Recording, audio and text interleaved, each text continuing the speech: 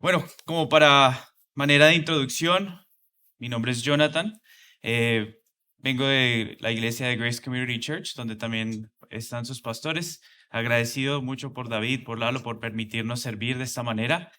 Y yo trabajo en la iglesia haciendo los memoriales de la iglesia. Memoriales, básicamente cuando algún hermano en la iglesia fallece, la idea es poder proveerle a la familia un apoyo y coordinar un servicio para que las familias pues tengan el privilegio de hacer algo así en la iglesia y que la gente lo pueda disfrutar. Ahora, en ese ministerio, uno de los versículos más citados en cualquier memorial es Eclesiastés 7:2 y dice así: mejor es ir a la casa de luto que ir a la casa de banquete, porque aquello es fin de todo hombre, y el que vive lo hará reflexionar en su corazón. El sabio Salomón decía: es mucho mejor para cualquiera de nosotros que estemos en el funeral de alguien, en el memorial de alguien, en el velorio de alguien, que estar en una fiesta, en una celebración, en un matrimonio. Y la razón por la que él dice que era mejor era porque en ese funeral, en ese velorio, en ese memorial, se recordaba que nosotros también íbamos a morir algún día.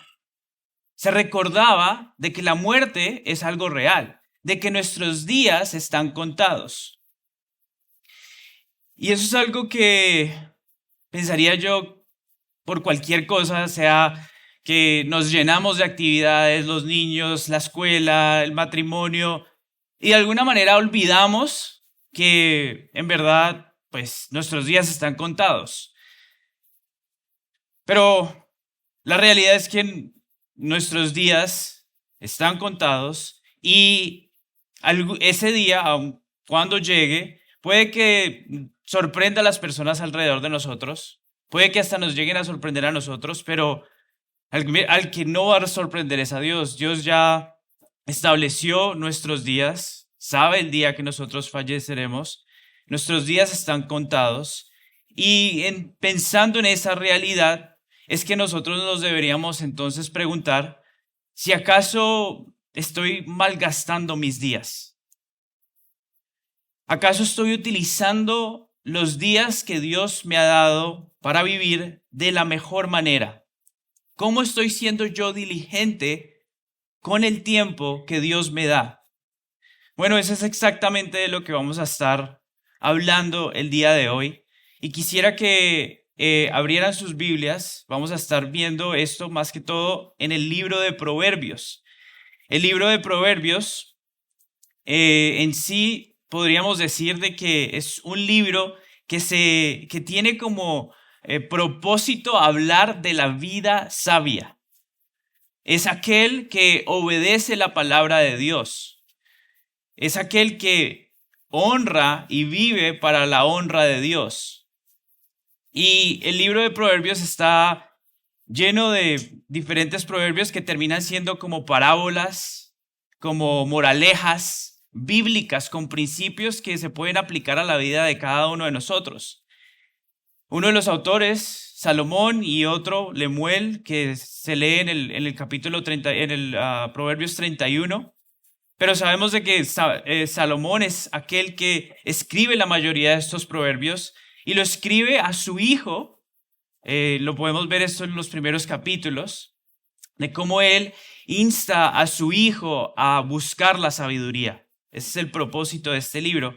Entonces, teniendo esto en mente, vamos a buscar en Proverbios cómo es que nosotros podemos vivir sabiamente nuestros días, los cuales ya están establecidos por Dios, y cómo podemos utilizar el tiempo para la gloria de Dios.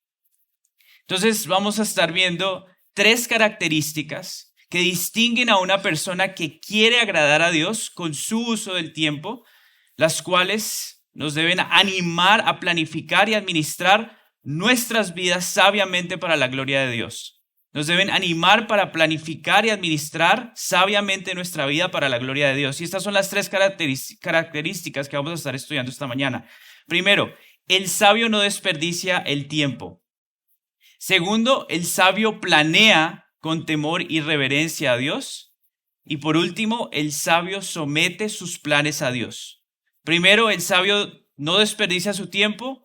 Segundo, el sabio planea con temor y reverencia a Dios. Y por último, el sabio somete sus planes a Dios.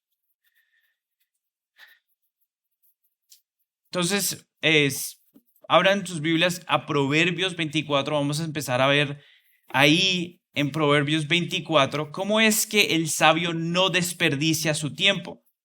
Proverbios 24.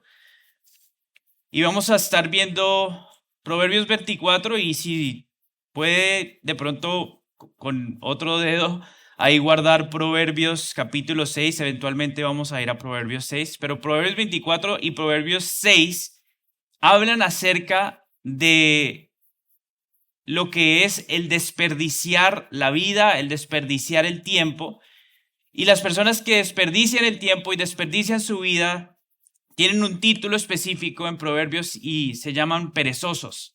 Y esos los tenemos en los Estados Unidos, en México, en Colombia, en cualquier parte del mundo. Y vamos a estar hablando cómo el sabio no desperdicia el tiempo. Proverbios 24, versículos del 30 al 34. Yo voy a leer de la Nueva Versión de las Américas y dice así: He pasado junto al campo del perezoso y junto a la viña del hombre falto de entendimiento, y vi que todo estaba lleno de cardos, su superficie cubierta de ortigas y su cerca de piedras derribada. Cuando lo vi, reflexioné sobre ello, miré y recibí instrucción, un poco de dormir, un poco de dormitar, un poco de cruzar las manos para descansar, y llegará tu pobreza como un ladrón y tu necedad como un hombre armado. En sí, la descripción acá es de alguien, el sabio, que está caminando, llega a la casa de esta persona que se identifica como una persona perezosa y empieza a ver la descripción de qué es el perezoso. Y básicamente el perezoso es la imagen más clara de la necedad. La imagen más clara de la necedad. Entenderán ustedes que en Proverbios hay dos caminos que se muestran constantemente. El camino del sabio, que es el bueno, y el camino del necio, que es el insensato. Acá la imagen más clara del insensato llega a ser la imagen del perezoso. Y dice: he pasado por el campo del perezoso y la viña de este hombre falto de entendimiento. La palabra perezoso aparece 17 veces en el libro de Proverbios. Se puede traducir como negligente, indolente, vagabundo. Y una definición que encontré que llegaba de pronto a resumir en sí la característica, ¿quién es esta persona perezosa? Un comentarista dice: es una persona que habitualmente vaga y tiene pereza, falto de disciplina y o iniciativa. Fin de la cita. Es una persona que prácticamente no tiene disciplina, no tiene nada lo incentiviza o lo lleva a actividad, constantemente está vagando con pereza. Salomón describe al perezoso en este capítulo con dos características. Estas son las dos cosas que describen al perezoso de acuerdo a estos versículos. Primero, son faltos de entendimiento. Son faltos de entendimiento. ¿Qué quiere decir esto? Son personas que no son sabias. Son personas que no son sabias. De hecho, el hebreo es mucho más descriptivo porque en el hebreo, cuando habla de ser falto de entendimiento, lo describe como alguien que no tiene corazón. Ahora, para nosotros, alguien que no tiene corazón es alguien que probablemente no ama, no tiene cariño con las personas, no es sensible con las personas. Pero para el hebreo, el corazón no tenía nada que ver con el amor ni con cómo tratabas a las personas. El corazón era como la persona pensaba. De ahí salían todas las decisiones de las personas. Entonces, alguien que no tenía corazón era una persona que básicamente no tenía cerebro. Por eso lo describe como alguien que literalmente pareciera que es insensato, no piensa.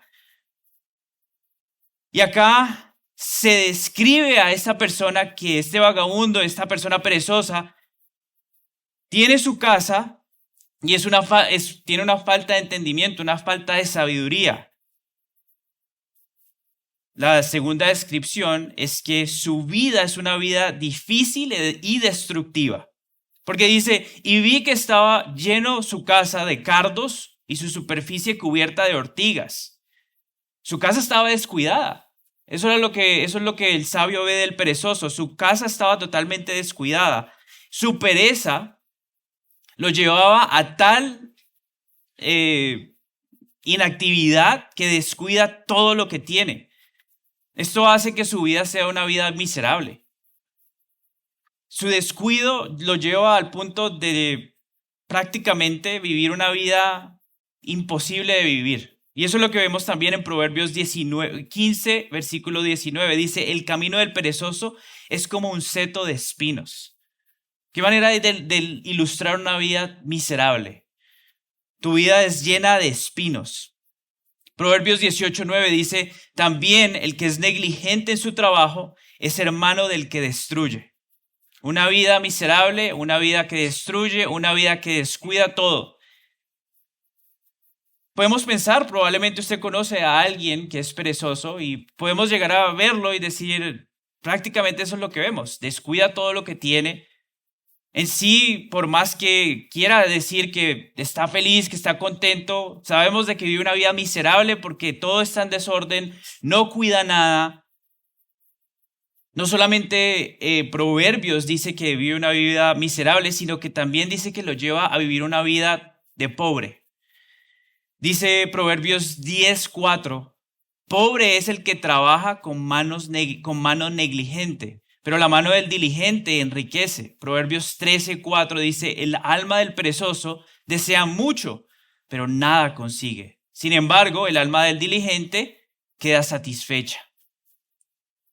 Es interesante que cuando vemos la descripción de la pobreza, en ejemplos como la viuda o el huérfano, vemos que providencialmente están en una situación en la que no pueden contribuir nada a la sociedad.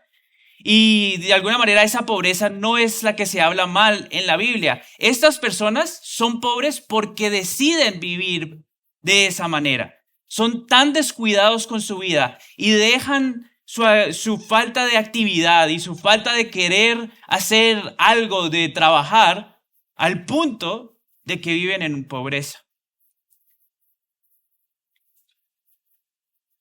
Su pereza también, dice Proverbios, que los lleva a vivir una vida tan miserable que pareciera que quisieran morir, o la misma pereza los mata. Proverbios 21:25 dice, el deseo del perezoso lo mata porque sus manos rehúsa trabajar. Claro, o sea, si rehusas de trabajar, no tienes cómo proveer, no tienes cómo pagar lo que tienes que pagar, no tienes cómo comprar comida, te lleva a la muerte. En sí, Salomón nos enseña que la rebeldía del ser humano se ve reflejada claramente en alguien que es perezoso, alguien que desperdicia su vida y su tiempo. Proverbios también nos enseña que el perezoso es alguien que es insensato. Es alguien que es falto de sabiduría, que alguien que quiere vivir en miseria. Dice Proverbios 24:32, ahí en el texto que estábamos leyendo, ahí en Proverbios 24, dice, cuando lo vi, reflexioné en ello, miré y recibí instrucción. En sí el sabio ve estas cosas, ve el descuido del perezoso, ve cómo su casa está totalmente destruida y al solamente con el ver, dice, recibí instrucción, vi y reflexioné. Es interesante porque pareciera que la pereza es algo que en la gracia común que Dios nos permite ver, cualquier persona que tenga un poquito de sabiduría y en la gracia común ve que la pereza es mala. En sí, yo no creo que haya en el día de hoy un lugar en el mundo donde de alguna manera aún los insensatos, aún los que son incrédulos, saben que la pereza no trae nada bueno. Tenemos dichos de perezosos y cómo el perezoso termina siempre perdiendo todo, siempre viviendo una vida miserable. Y acá eso es lo que refleja, dice, solamente vi y ya recibí instrucción. Esto es lo que llegamos a ver también en Proverbios 6. Vayan a Proverbios 6, acompáñenme a Proverbios 6. Porque en Proverbios 6, versículos 6 y 8, también el sabio Salomón utiliza la reflexión de ver, de solamente observar algo para obtener sabiduría, y lo hace de una manera diferente a Proverbios 24, porque en Proverbios 6 se muestra al sabio instruyendo al perezoso a ver algo para obtener sabiduría. Proverbios 6, versículos del 6 al 8, dice, ve, mira la hormiga, perezoso, observa sus caminos y sé sabio, la cual sin tener jefe, ni oficial, ni señor, prepara en el verano su alimento y recoge en la cosecha su sustento. ¿Qué es lo que el sabio Salomón instruye al perezoso a ver? A las hormigas. Ahora, yo no sé en Monterrey cómo es, pero nosotros, donde vivimos, en el verano, en este tiempo, que se intensifica el calor, de alguna manera pareciera que también se llenara todos los lugares de hormigas. Como que las hormigas no pueden vivir en el calor y empiezan a tratar de meterse en tu casa. ¿Y qué pasa? Si has tenido esta experiencia, probablemente te has dado cuenta de que de repente ves una hormiga y tú dices, ay, una hormiga. Ah, no la alcancé a matar, pero bueno. Después, cuando te das cuenta, 3 hormigas. En menos de nada, probablemente el mismo día, tú te descuidas y dejas un pedacito de pan, algo dulce, y cuando te das cuenta, hay un ejército de hormigas en tu casa. Y ahí es cuando tú dices, increíble, son muy diligentes, trabajan juntas. ¿Y qué es lo que dice acá? Ni siquiera tienen jefe. Y ahí están, trabaje. Todas una comuna, un ejército trabajando juntas. Y le dice el sabio al insensato, al perezoso, mira estas hormigas cómo trabajan. No tienen jefe, pero ahí están buscando trabajo. Observa. Como les digo, pareciera que solamente al observar pudiéramos recibir esta instrucción tan básica, tan sencilla. Pareciera un principio que todos deberíamos entender. Y la razón por qué se presenta como un principio tan básico, tan simple, tan sencillo de entender, es porque en sí Dios mismo lo hizo algo muy claro desde el comienzo. Dios mismo quiso presentar la pereza como algo que no agradaba a Dios. No tienen que ir ahí si quieren solamente escuchar, pero en Génesis, desde el comienzo de todo, Génesis capítulo 2, versículos del 2 al 3, Dios se presenta a sí mismo como a alguien que trabaja. Génesis 2, versículos del 2 al 3 dice, en el séptimo día, ya Dios había completado la obra que había estado haciendo y reposó en el día séptimo de toda la obra que había hecho. Dios bendijo el séptimo día y lo santificó porque Él reposó de toda la obra que Él había creado y hecho. ¿Qué vemos en Génesis capítulo 2? Dios obrando, Dios trabajando.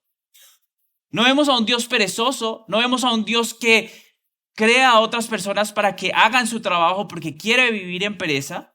No, vemos a un Dios obrando, trabajando, haciendo cosas.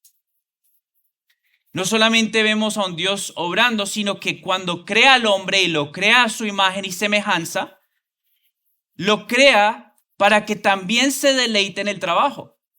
Génesis capítulo 2, versículo 15 dice, el Señor Dios tomó al hombre y lo puso en el huerto del Edén para que lo cultivara y lo cuidara.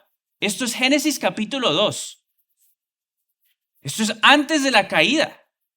Génesis capítulo 2 nos muestra que Dios crea al hombre Obviamente lo crea para glorificar, para vivir para la gloria de Dios, pero le da el beneficio, el deleite de poder trabajar, para que el hombre se deleite en trabajar. Pero ¿qué ocurre? Capítulo 3, la caída del hombre. Y aquí es donde cambia todo. Porque en Génesis capítulo 3, versículos 17 y 19 dice, entonces el Señor dijo a Adán después de la caída, por cuanto has escuchado la voz de tu mujer y has comido del árbol del cual te ordené de no comer, maldita será la tierra por causa tuya. Con trabajo comerás de ella todos los días de tu vida. Espinos y cardos te producirá. Con el sudor de tu rostro comerás el pan hasta que mueras. La descripción del trabajo acá ya se ve de una manera negativa. El hombre en sí había sido creado para deleitarse en trabajar, pero después de la caída, el hombre vería el trabajo como algo duro de hacer, como algo que tocaba trabajar y sudar y salir a hacer cosas, y esa manera de ver el trabajo ahora iba a ser algo negativo, aunque Dios nos había creado para deleitarnos en el trabajo. Entonces, desde el principio, Dios se había mostrado como alguien que oraba. Dios crea al hombre para que trabajara y fue la caída la que termina torciendo ese concepto de deleitarnos en el trabajo. Y por eso entonces cuando llegamos a Proverbios, el concepto del perezoso es algo totalmente negativo, es insensato no querer trabajar, porque Dios nos creó para trabajar. Dios nos creó para deleitarnos en el trabajo. Dios nos creó para no gastar nuestro tiempo, sino que utilizáramos el tiempo para su gloria. En nuestra cultura, tristemente, se llena de gente que termina dejándose a veces por su mismo pecado, dependiendo de alguien más, siempre viviendo echándole la culpa a alguien más por todas las cosas que ocurren en su vida. Y a veces terminan dejándose al punto que vemos en las calles gente que decide vivir en las calles.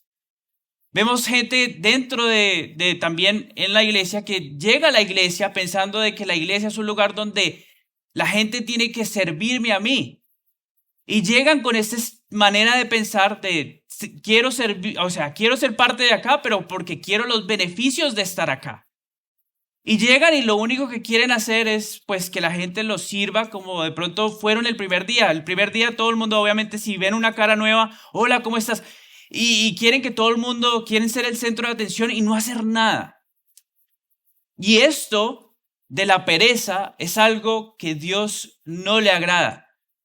Nosotros deberíamos ser personas que nos deleitamos en trabajar, que nos deleitamos en ser activos, que nos deleitamos en utilizar el tiempo para bien. Y quiero que sepas que si el día de hoy tú te identificas como alguien perezoso, como alguien que malgasta el tiempo, como alguien que derrocha el tiempo, como alguien que deja pasar su vida porque piensas de que de alguna manera pues tienes tu vida eterna, quiero decirte que no, tus días están contados. Tus días están contados y del hecho de que tú malgastas el tiempo no le agrada a Dios. Que Dios te creó para que trabajaras, para que obraras, para que estuvieras activo, para que no derrocharas el tiempo. El tiempo es gracia de Dios y lo deberíamos utilizar para su gloria. Así que es claro que el sabio no desperdicia su tiempo. Esa fue la característica del sabio que utiliza su tiempo para bien, es que no lo gasta. La segunda cosa es que el sabio planea con temor y reverencia. Hace un tiempo atrás un joven llegó a la iglesia y quiso pedir por oración, me pidió oración, me dice que había dejado de venir a la iglesia y que pues quería que yo orara por él para que pudiera empezar a estar un poco más comprometido con venir a la iglesia. Yo le pregunté qué era lo que él hacía y me empezó a contar que él quería ser actor, que él quería escribir un libro, que él estaba yendo a estudiar, pero que también quería salir con sus amigos y que yo le dije, bueno, ¿y ¿qué pasa con la iglesia? No, es que pues ayer salí hasta tarde, entonces pues a veces como que llego tan tarde de salir con mis amigos que pues me da pues como pereza venir a la iglesia. Pero entonces la verdad lo que yo estoy haciendo es tratando de ir a 2 iglesias. Y quiero ir a esa iglesia y esa iglesia. Y yo le dije, ¿pero por qué? Me dice, porque quiero recibir más de Dios. Y entonces me di cuenta, este muchacho no tiene problema de pereza. El problema de este muchacho es que no sabe cómo organizar su vida con prioridades bíblicas. Se llena de actividades, se llena de cosas por hacer, pero probablemente ninguna de las cosas que está haciendo terminan siendo cosas que agradan a Dios. Y a veces nos podemos llenar de esas mismas actividades. Probablemente usted experimentará que al final de su día usted dice, estoy tan cansado, pero pareciera que no hubiera hecho nada. Y a veces nos pasa. Y probablemente puede ser que no hicimos nada o que todo lo que hicimos lo ocupamos en cosas que no eran necesarias. O puede ser que solamente tenemos que reflexionar y ver, bueno, ¿cómo puedo organizar mi vida para ver qué es lo que estoy haciendo y cómo estoy utilizando mi tiempo de la mejor manera? Por eso el sabio planea con temor y reverencia. Y la pregunta es entonces, ¿cómo puedo planear mis días? Bueno, Proverbios capítulo 14, versículo 18. Proverbios capítulo 14, versículo 18 creo que tiene un principio muy importante ahí. Y dice así, la sabiduría del prudente está en entender su camino, pero la necedad de los necios es engaño. La sabiduría del prudente está en entender su camino. El enfoque de este versículo es el hombre prudente. Y el hombre prudente también es el hombre sabio en Proverbios. La prudencia es la habilidad para razonar bíblicamente, con temor a Dios, para navegar diferentes situaciones en la vida. El hombre prudente en el libro de Proverbios se describe con las siguientes cualidades. 1. Actúa con conocimiento.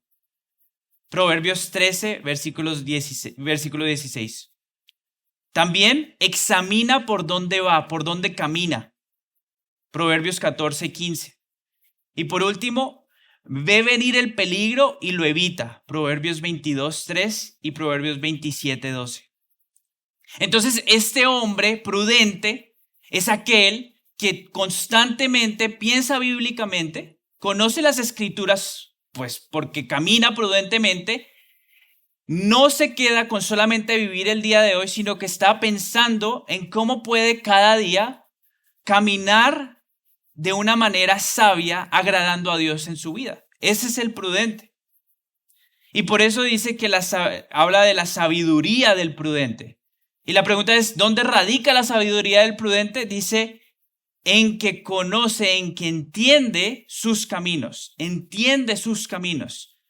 Y como lo dije al principio, Proverbios utiliza la palabra caminos como para hablar de su vida. Es una ilustración, es una manera de hablar metafóricamente acerca de la vida. Alguien que conoce sus caminos es que conoce su vida. Conoce su vida. Y esto quiere decir que esta persona se examina constantemente, siendo guiado por las escrituras para vivir de una manera organizada, disciplinada, con temor a Dios, para agradar a Dios con su uso del tiempo.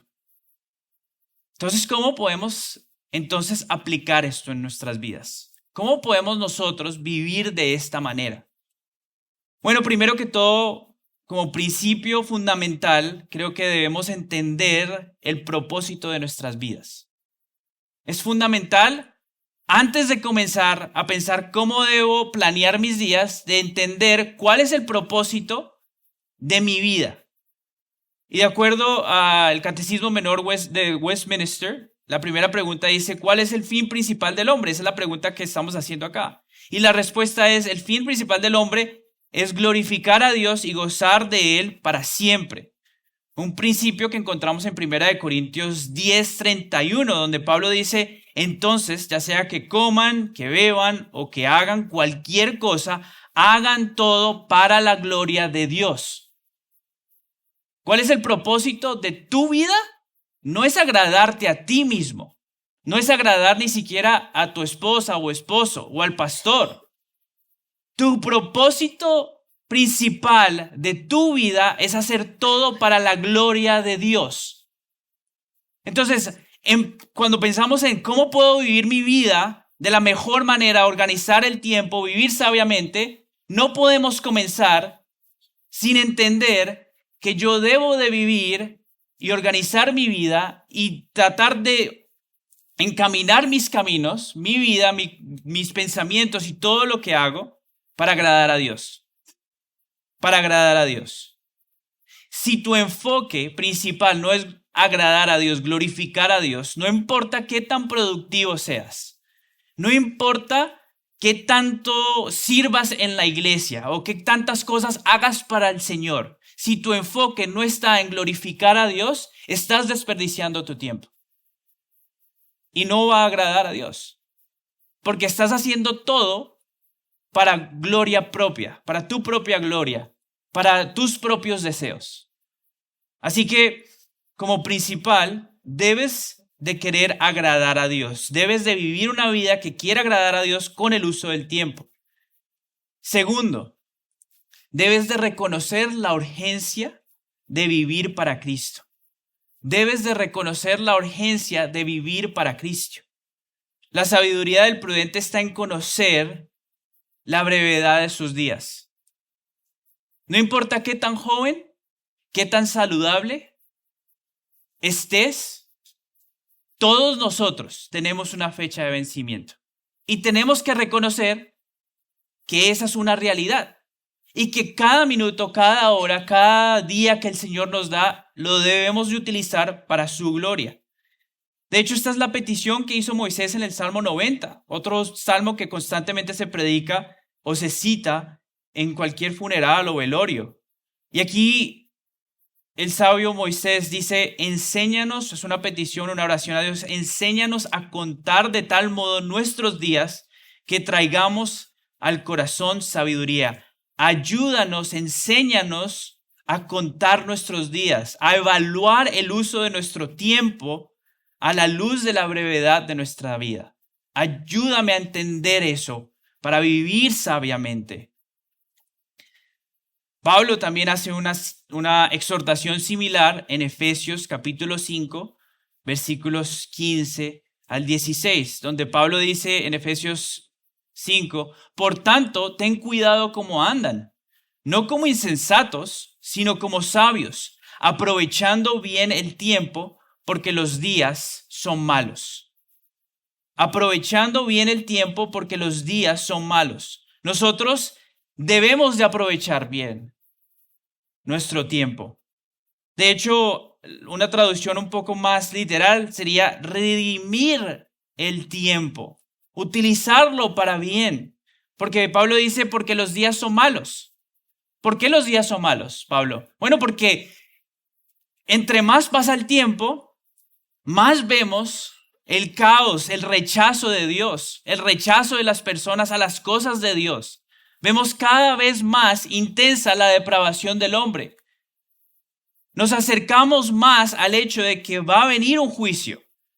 Los días no van mejorando, van empeorando. Esa es una realidad. Pero no es una realidad para chantarnos y vivir como el perezoso. Es una realidad que nos debería motivar a vivir nuestros días sabiamente y utilizarlos para la gloria de Dios. Jonathan Edwards predicó un sermón acerca de Efesios 5 y lo tituló El valor del tiempo y la importancia de redimirlo. Y en ese sermón él dice, el tiempo es tan corto y el trabajo que debemos hacer en él es tan grande que no tenemos tiempo de sobra. El trabajo que debemos hacer para prepararnos para la eternidad debe hacerse a tiempo o nunca se podrá hacer.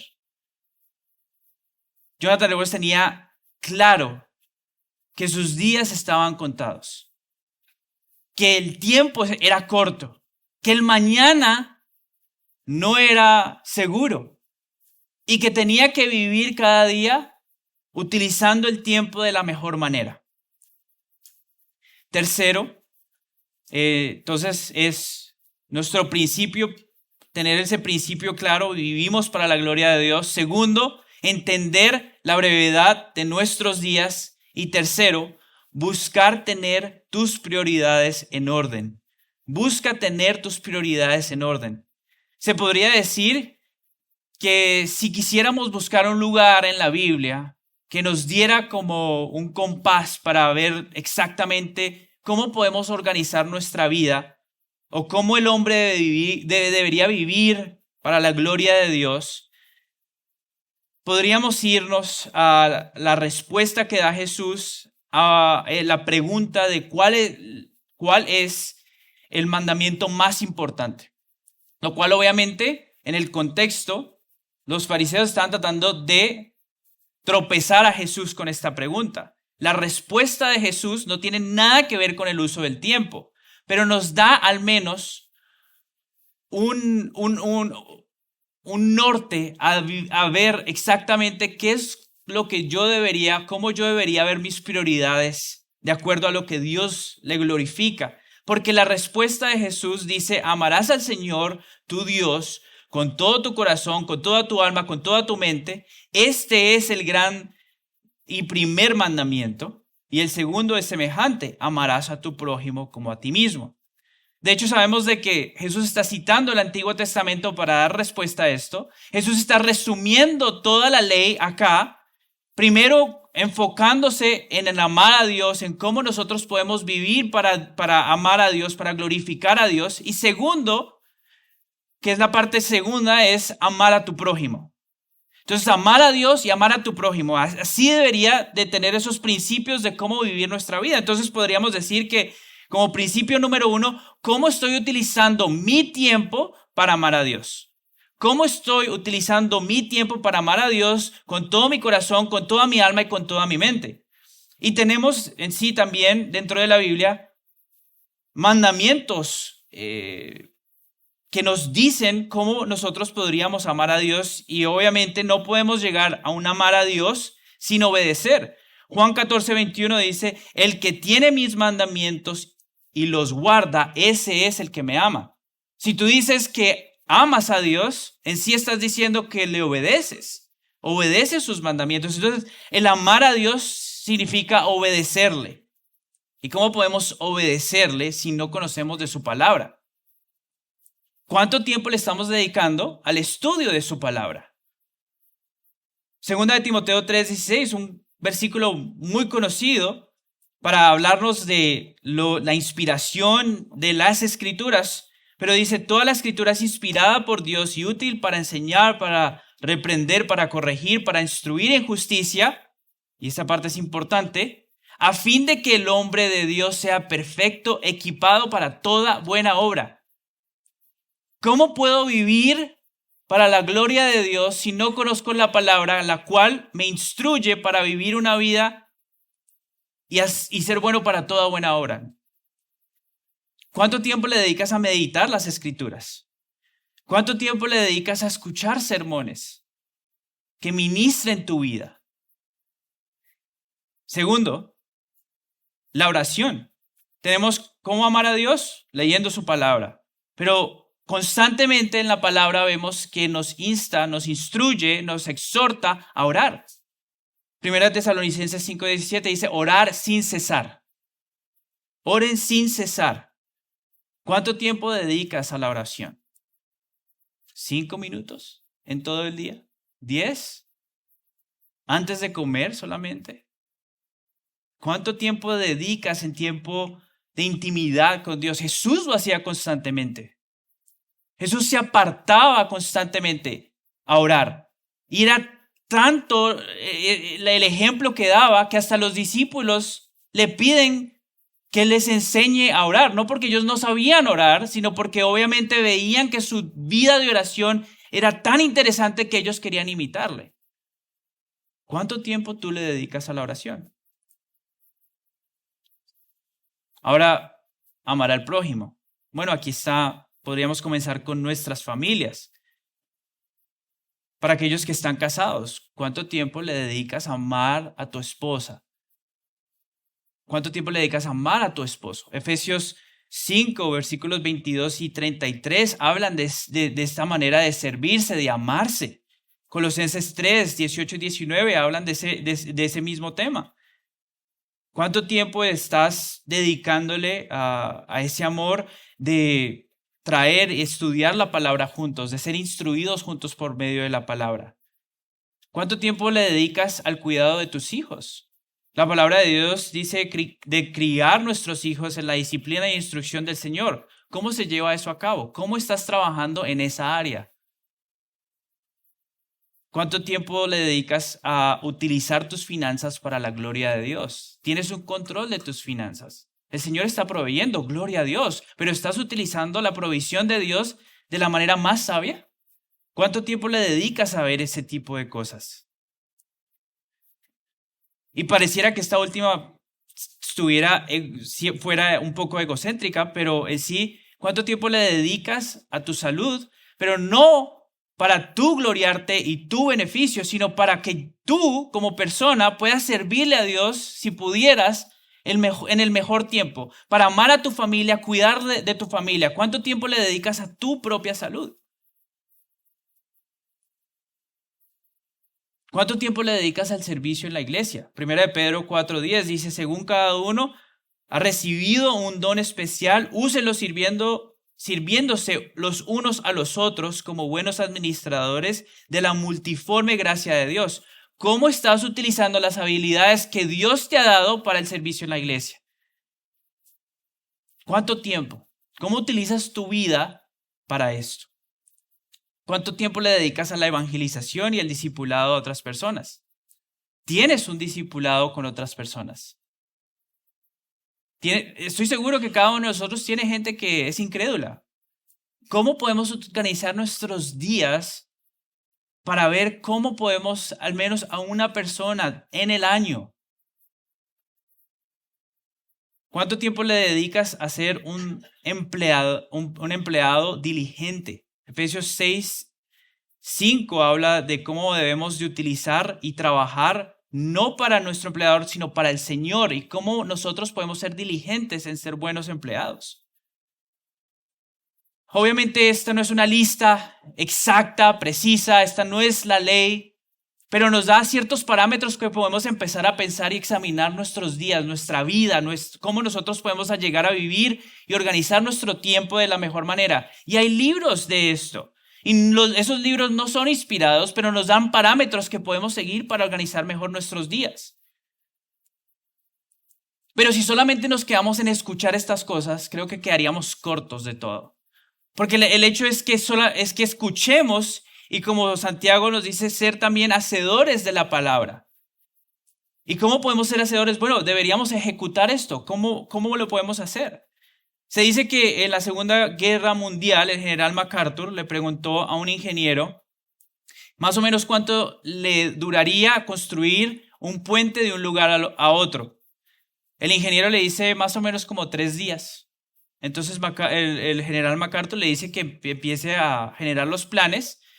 Al tercer día, él viene y le pide por los planes. El ingeniero le dice, bueno, pues la verdad es que ya construimos el puente. Pero si usted quiere los planos, pues tendrá que esperar un poco porque todavía no los hemos hecho. Y creo que así nosotros hacemos constantemente en nuestra vida. Escuchamos un mandato, venimos a la iglesia, que tenemos que hacer esto, ¡pum!, salimos corriendo y lo hacemos. Sin antes sentarnos y decir, ¿cómo lo puedo hacer de la mejor manera para Dios? No para mí, para Dios. ¿Cómo lo puedo hacer de la mejor manera? ¿Cómo puedo planificar mi vida para glorificar a Dios con mi tiempo de la mejor manera? Es importante tomar tiempo de sentarse y planear. Proverbios 21:5 dice, los proyectos del diligente ciertamente son ventaja, pero todo el que se apresura ciertamente llega a la pobreza. El apresurarse a hacer algo, dice, no es efectivo. El que se sienta y planea tiene ventaja. Jonathan Edwards a sus 18, 19 años comenzó a escribir resoluciones, cosas que él quería hacer, medir su vida de esos parámetros. Y llegó a conocerse este libro como resoluciones. Y él escribió 70 resoluciones que guiaban su vida. Solamente quisiera compartirles unas de estas como para animarles a pensar de esta manera. Con el uso del tiempo, él escribió: he resuelto no perder ni un momento de mi tiempo, sino mejorarlo de la manera más provechosa posible.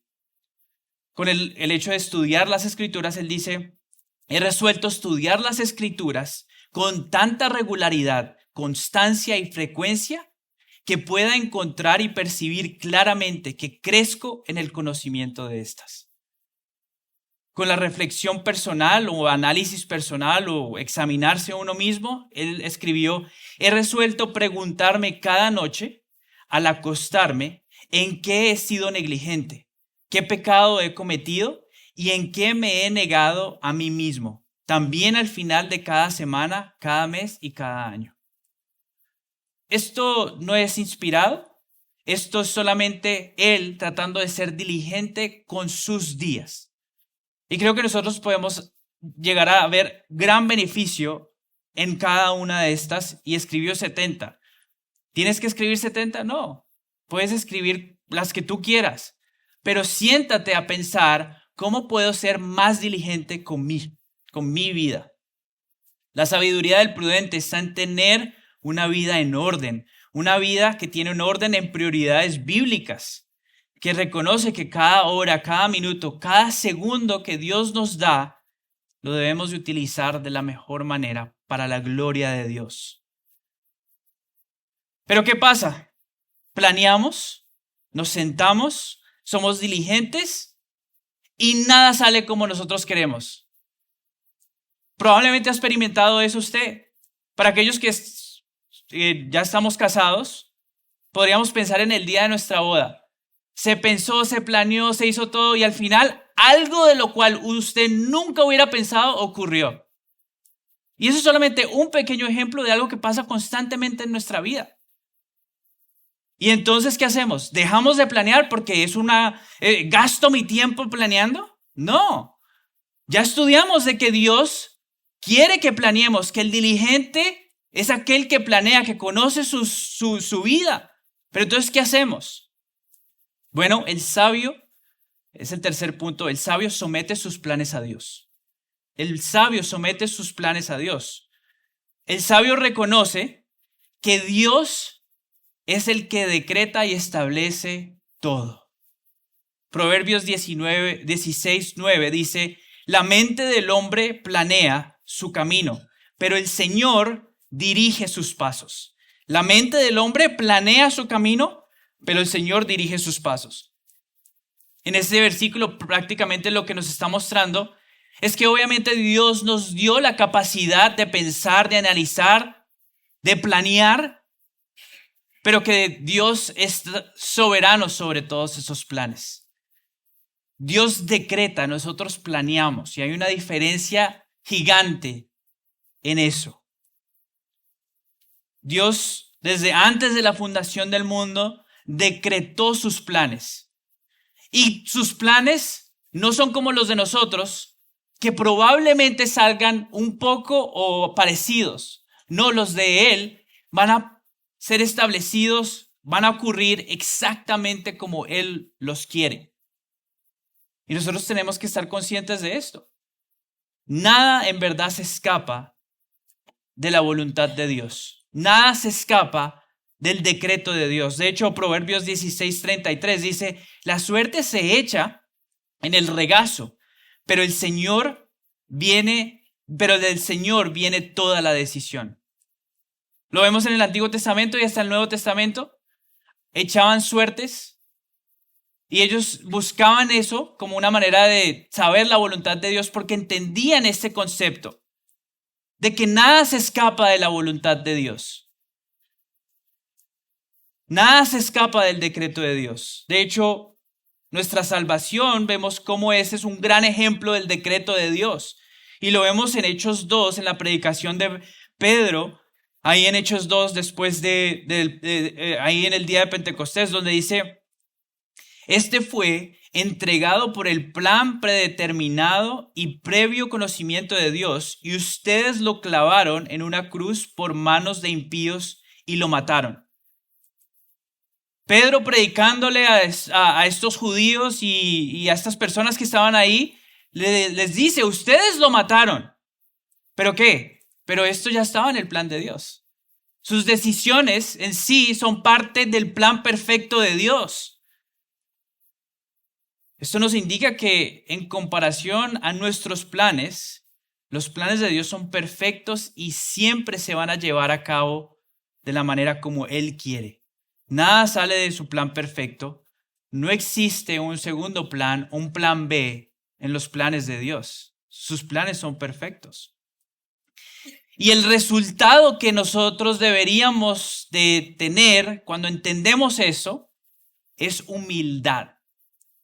Es humildad. Es entender que como Dios es perfecto y como Él es soberano, yo traigo mis planes a Él, entendiendo que si no salen como yo quería, sus planes siempre son mejores. Sus planes son perfectos y los aceptaré porque ese es el mejor plan. Yo tenía una idea de lo que pensé que era un buen plan, pero los planes de Dios siempre son perfectos para mi vida. Proverbios 16:3 dice, encomienda tus obras al Señor y tus propósitos se afianzarán. Encomendar es entregar, es totalmente desligarte de ese plan que estableciste. Y eso es lo que quiere Dios para nosotros. Claro, que planeemos, claro, que pensemos, que queramos ser diligentes con el uso del tiempo. Pero al final del día, los entregamos a Dios porque sabemos de que Él va a ser mucho mejor va a ser mucho mejor de todos nuestros planes. El plan de Él va a ser mucho mejor cuando sea establecido. Un comentarista dice lo siguiente: la idea no es que simplemente oremos para que Dios honre nuestros planes y los establezca. Es más bien la idea que sometamos toda nuestra acción vital a Dios, de modo que aunque nuestros planes humanos se vean subvertidos, podamos reconocer que hay un plan aún más grande actuando en nuestras vidas. Ese debería ser el resultado de nuestras vidas. Reconocer humildemente que nosotros no somos Dios. Que aun cuando queremos agradar a Dios en nuestros planes, Dios es el perfecto. Y Dios es el que establece nuestros planes y sus planes son mucho mejores que los de nosotros. El sabio reconoce también que el mañana no es seguro. Proverbios 27:1 dice, no te gloríes del día de mañana, porque no sabes qué traerá el día. En otras palabras, más simple, tú no controlas lo que va a ocurrir mañana. De hecho, ninguno de nosotros tiene seguridad de que mañana va a estar vivo. Ninguno de nosotros. No lo tenemos ni siquiera que llevar para el día de mañana. Nosotros no sabemos qué va a pasar en la tarde. Probablemente estás pensando en el almuerzo, pero probablemente ese almuerzo no se va a dar. O sí se va a dar, no sabemos. Si se da, es la gracia de Dios. Esto también lo vemos claramente, ese tipo de humildad en Santiago capítulo 4, versículos 13 y 15. 13 al 15 dicen, oigan ahora ustedes de quien dicen, hoy o mañana iremos a tal ciudad y pasaremos allá un año y haremos negocios y tendremos ganancia. Sin embargo, ustedes no saben cómo será su vida mañana. Solo son un vapor que aparece por un poco de tiempo y luego se desvanece. Más bien deberían decir, si el Señor quiere, viviremos y haremos esto o aquello. Esa es la actitud del humilde. Si el Señor quiere. Si el Señor quiere, estos planes de agradar a Dios de esta manera se van a dar. Si el Señor quiere permitirme casarme con esta persona, me casaré. Si el Señor quiere que compremos esta casa para nuestra familia, pues que se gloríe Dios. Pero si no, gloria a Dios también. Gloria a Dios. El mismo Señor nos mostró su humildad estando ahí en el jardín antes de llevar a ser crucificado y él mismo decirle, Señor, si es tu voluntad, quita esta copa, pero que sea tu voluntad. O sea, él siendo humilde al hecho de que esta es la voluntad de Dios. Debemos de ser humildes con estas cosas. Claro, planeamos, debemos de ser diligentes, pero si las cosas no se dan como nosotros queremos, debemos de entender que aún en medio de todo, sus planes son perfectos. Sin lugar a dudas, Dios quiere que vivas una vida con este balance en mente, y ese es el balance que debemos de tener en nuestra vida diaria. Que tienes que planear para vivir el resto de tus días diligentemente, utilizando el tiempo al máximo para la gloria de Dios, sometiendo humildemente tus planes a Dios y reconociendo que todo lo bueno que Dios te permite hacer son las buenas obras que Dios preparó de antemano para que anduvieres en ella. Y cuando éstas no se dan, entonces entendemos que todo lo bueno para aquellos que aman a Dios trabaja para bien. Y lo aceptamos y damos gloria a Dios por permitir esas cosas. Qué chévere pudiera decirles a ustedes que también han inventado una máquina del tiempo y podemos regresar al día de mañana y cambiar cosas. Pero la realidad es que el mañana viene por venir, el ayer ya pasó. Nada de lo que usted hizo el día de ayer se puede cambiar. El tiempo que tú malgastaste no lo puedes recuperar. Jonathan Edwards en su ilustración de su sermón decía, un rico puede invertir todas sus ganancias, todo su dinero en una compañía, en una inversión, perderlo y en unos años recuperar todo y volver a ser el rico que es. Pero nuestro tiempo perdido no lo podemos nunca recuperar. Ya pasó.